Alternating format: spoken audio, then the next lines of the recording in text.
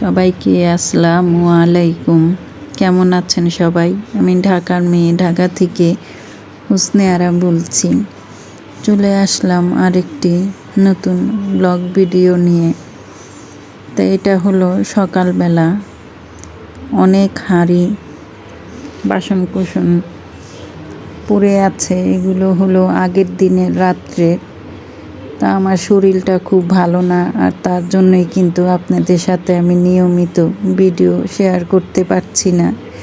তো শরীর ভালো না দেখে রাত্রে আর থালা বাসনগুলো ধোয়া হয়নি।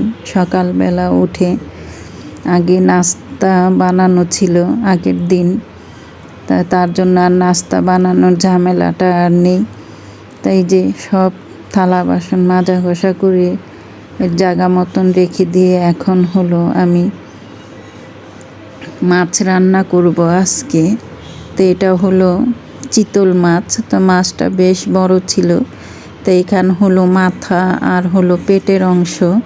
তো মাথা দিয়ে আমি আমার ছাদ বাগানের পুঁই শাক আর মিষ্টি কুমড়ো শাক দিয়ে রান্না করব। আর মাছগুলো দিয়ে আলু বেগুন দিয়ে একটা ঝোল রান্না করব।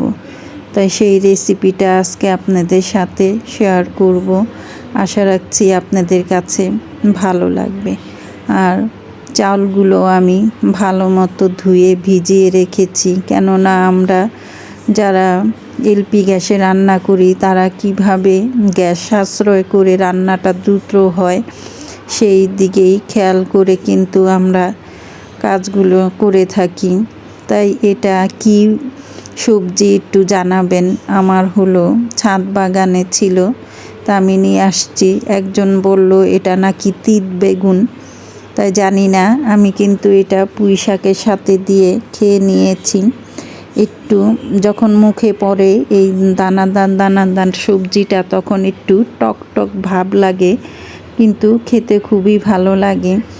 আর আগের ভিডিওতে আপনাদের বলেছিলাম যে আমার ইন্ডাকশন চুলাটা কেন অন হয় না, তাই সেটারই খুঁজে পেলাম বলতে আল্লাহর রহমতে আর কি। আল্লাহ একটা বড় বিপদ থেকে বাঁচিয়ে দিয়েছে। তো এই যে সুইচ বোর্ডটা কিন্তু অনেকটা জ্বলে গিয়েছে, এবং তার সাথে যে আমার এই যে ইন্ডাকশন চুলার যে তারটা সেটাও কিন্তু একবারে জ্বলে গিয়েছে। আর এই যে এটার যে দুটা হুক থাকে, সেই হুক দুটার মধ্যে একটা হুক কিন্তু একবারে পুড়ে একবারে কয়লা হয়ে গেছে। আর এই যে একবার ঠক ঠক করে নাড়াচাড়া করছে। তাই চিন্তা করুন, আমি তো বারে বারে এটা ঢুকাচ্ছি আর একবারে চাপাচাপি করছিলাম যে কেন হয় না। তাই যাই হোক, আল্লাহ বড় বিপদ থেকে বাঁচিয়ে দিয়েছে। তা এখনও পর্যন্ত ইন্ডাকশন চুলাটা ঠিক করতে পারছি না। মিস্ত্রি এনে এটার প্লাগটা চেঞ্জ করতে হবে। যাই হোক, আমার একটা পার্সেল ছিল, যেহেতু আমি 3 পিস সেল করি, তা আমার একটা পার্সেল ছিল। তো সেই পার্সেলটা আমি দিয়ে আসার জন্য বাইরে গিয়েছিলাম। আর হঠাৎই দেখি একটা ছোট ছেলে এরকম পাটের যে দড়ি, সেই দড়ি দিয়ে এই ব্যাগগুলো বিক্রি করছিল। তা আমার কাছে খুবই ভালো লাগলো। আর দেখলাম অনেকেই এগুলো একবারে উঠে পুড়ে নেওয়া হয়েছে, অনেকেই নিয়েছে। তা আমি আর পিছে দাঁড়িয়ে থাকবো কেন, আমার কাছেও ভালো লাগলো, তো নিয়ে আসলাম বাসায়। তা আমি এখানে কিছু ফল রেখেছিলাম, ফলগুলো খাওয়া হয়েছে, আর কিছু গাব আছে। তা চিন্তা করছি এটা কোথায় রাখা যায় রান্নাঘরে, আর এটার মধ্যে কি রাখবো সেটাও চিন্তা করছিলাম। তা যাই হোক, যাই কিছু রাখি আর যেখানেই রাখি আপনাদের সাথে শেয়ার তো করবই। তাই এখানে এখন সেই যে চিতল মাছটা এটা রান্না করতে চলে আসলাম। তাই ছোট করে একটু রেসিপি আকারে আপনাদের সাথে শেয়ার করি। তাই প্রথমেই আমি কিন্তু অফ ক্যামেরাতে মাছগুলো ভেজে নিয়েছিলাম। তারপরে এখানে আমি পরিমাণ মতো তেল দিয়ে তারপরে আস্ত জিরে দিয়ে দিলাম 1 চা চামচ, আর একটা তেজপাতা মাঝখান দিয়ে ছিঁড়ে দিয়েছি। আর দিয়ে দিলাম প্রয়োজন অনুযায়ী পেঁয়াজ কুচি দিয়ে এখন আমি পেঁয়াজ এবং আস্ত জিরা তেজপাতাটা ভালো মতো ভেজে নিচ্ছি। ভিডিওটা দেখতে দেখতে এই পর্যন্ত এসে কোনো আপু ও ভাইয়ারা এখনও যদি একটা লাইক না দিয়ে থাকেন, প্লিজ আপনাদের কাছে অনুরোধ করছি একটা লাইক দিয়ে দিবেন আর আমার এই সম্পূর্ণ ভিডিওটার সাথে থাকবেন। আর আপনারা কমেন্ট করে জানাবেন আজকের ভিডিওটা আমার কেমন হয়েছে। আপনাদের একটা কমেন্ট এবং লাইক আমাকে কিন্তু অনেক উৎসাহ করে এবং নতুন নতুন ভিডিও বানানোর জন্য। তা আমি চেষ্টা করি নতুন নতুন ব্লগ ভিডিও দেওয়ার জন্য। তা আশা রাখছি শরীরটা ভালো হয়ে গেলেই আপনাদের সাথে নতুন নতুন বাইরের আরও কিছু অংশ আপনাদের সাথে কোথায় কি পাওয়া যায়, কোথায় কেমন সস্তা জিনিসে সংসার টুকিটাকি জিনিস দিয়ে সাজানো যায় সেই রকম ভিডিওগুলো দেওয়ার চেষ্টা করব। আর আপনারাও আপনাদের নিজস্ব মতামত আমাকে জানিয়ে যাবেন আপনারা কী ধরনের ভিডিও আমার কাছে দেখতে চান। আমি কিন্তু সেলাই কাজও জানি আর অনেক ডেলিভারি আমি দিয়ে থাকি, সেলাই কাজ করি। যেহেতু বাসায় আমার অর্ডার আসে, সেই কাজগুলো যদি আপনারা দেখতে চান তাহলে আমি আপনাদের সাথে শেয়ার করব। আপনারা শুধু আপনাদের মতামতগুলো জানিয়ে যাবেন তাহলেই হবে, তাহলে আমি আরও আমার কাজ করার উৎসাহ পাব। যাই হোক, কথা বলতে বলতে কিন্তু যেহেতু আলু বেগুন দিয়ে রান্না করব সবজিটা, তরকারিটা, তার জন্য আমি আগে আলুটা একটু শক্ত সবজি, তার জন্য আলুটা আমি আগে দিয়ে নিলাম।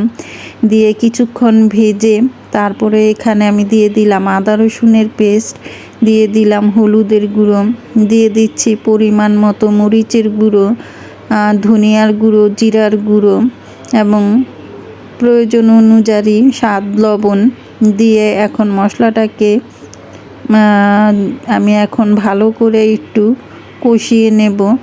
আর অবশ্যই কিন্তু একটু সময় নিয়ে এই মশলাটাকে কষাতে হবে।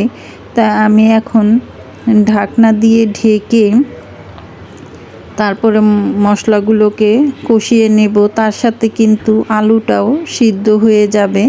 তা আমার কিন্তু মশলাটা একেবারেই কষানো হয়ে গিয়েছে। এখন আমি ঢাকনা খুলে এই যে দেখছেন যে তেলগুলো কিন্তু একেবারে উপরে উঠে গিয়েছে আলু থেকে, মশলা থেকে। এখন আমি দিয়ে দিচ্ছি বেগুন। আলুটা অনেকটা সিদ্ধ হয়ে গিয়েছে, এই পর্যায়ে এসে বেগুন দিয়ে দিলাম। দিয়ে এখন নাড়াচাড়া করে মশলার সাথে ভালো মতো মিক্স করে নিচ্ছি। দিয়ে দিব এখন প্রয়োজন অনুযায়ী ঝোলের পানি। যেহেতু আমি এটা চিতল মাছের একটা সবজি দিয়ে ঝোল রান্না করছি, তার জন্য আমি একটু ঝোলের পানিটা একটু বেশি করেই দিচ্ছি। এই ঢাকনা দিয়ে ঢেকে এখন আমি সমস্ত সবজিগুলো পারফেক্টভাবে সিদ্ধ করে নিলাম। এখন আমি এখানে একটু নেড়ে চেড়ে তারপরে এখানে আমি দিয়ে দিব হলো ভেজে রাখা, অফ ক্যামেরাতে যে আমি ভেজে রেখেছিলাম চিতল মাছগুলো, ওইগুলো আমি সুন্দরভাবে গুছিয়ে গুছিয়ে দিয়ে নিলাম। ভিডিওটার এই পর্যন্ত এসে নতুন কোনো আপু ভাইয়ারা যদি আমার এই ভিডিওটা দেখে থাকেন আর আপনাদের কোথাও কোনো অংশে যদি ভালো লেগে যায় তাহলে সাবস্ক্রাইব করে দিবেন এবং পাশে থাকা যে একটা ঘন্টার মতো নোটিফিকেশন বেল থাকে সেটা অন করে নেবেন। যখন খুশি তখনই কিন্তু আপনারা চাইলে আমার ভিডিওটা দেখতে পারবেন। আর অবশ্যই একটা লাইক দিয়ে দিবেন। যাই হোক, সর্বশেষে আমি এখানে ভাজা জিরার গুঁড়ো দিয়ে নিলাম এবং ধনিয়া পাতা দিয়ে নিয়েছি, লবণটা চেক করে নিয়েছি। আলহামদুলিল্লাহ, এটা খেতে কিন্তু অনেক সুস্বাদু হয়েছে। তো হয়ে গেল আমার আজকে সারা দিনের কাজকর্ম অসুস্থতা নিয়ে। আর এই যে চিতল মাছ আলু বেগুন দিয়ে রান্নার রেসিপিটা, সেটাও আপনাদের সাথে একটু শেয়ার করে নিলাম। কমেন্ট করে জানাবেন কেমন হলো আমার আজকের রেসিপি।